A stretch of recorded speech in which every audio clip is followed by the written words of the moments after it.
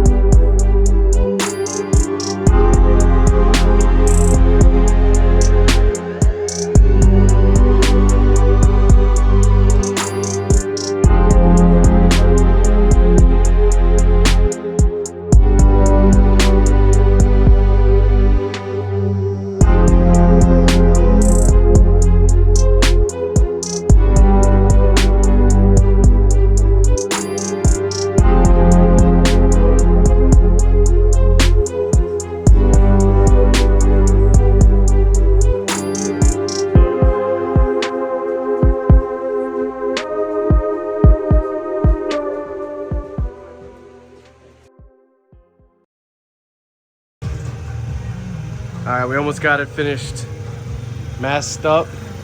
About to start priming, but we ran out of some green automotive painter's tape, so we're gonna need some more of that. Let's go get some, boys.